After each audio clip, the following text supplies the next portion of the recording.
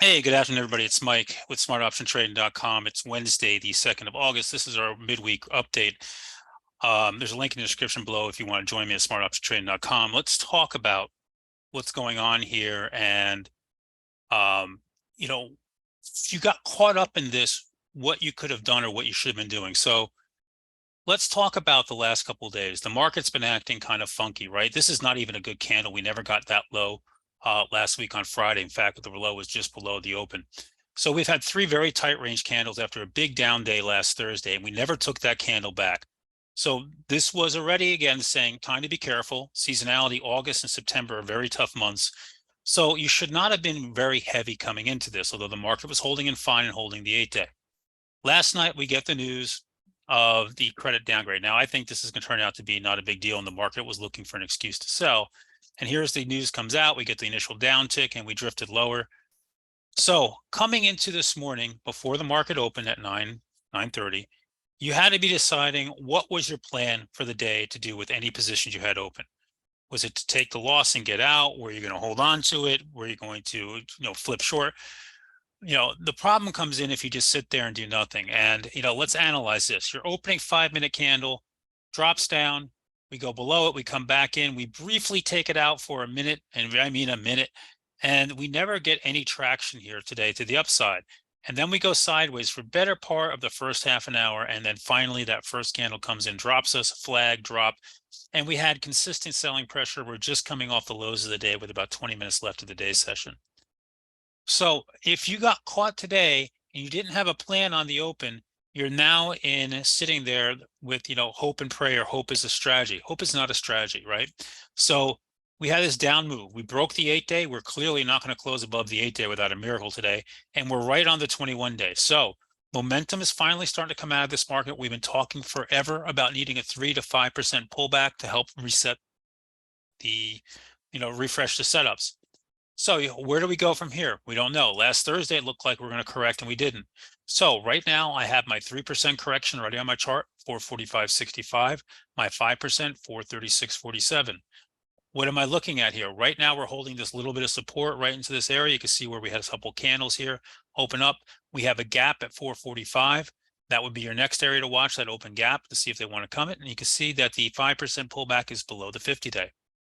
All right, oscillators here have turned over today, but they're still neutral. They haven't even gotten down under negative 100 yet. So you can see ways to go. Let's go and bring this to some other sections. Let's talk to Qs.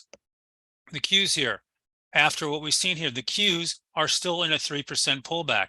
We have never retaken the high from back on the 19th of July. Here's your 3%, 376.34, your 5%, 368.58.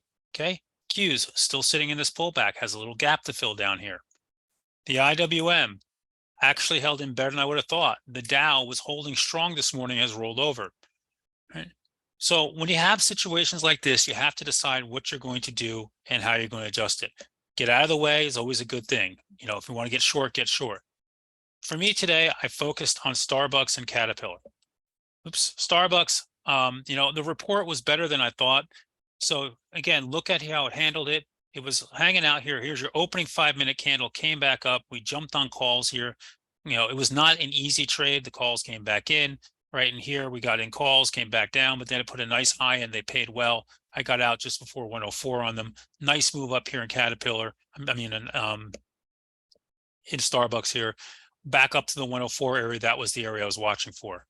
Caterpillar out of the open, grabbed it with stock, had a beautiful trade, nice 10-minute move when it took back the open here, all the way up to 293. That's a new all-time high.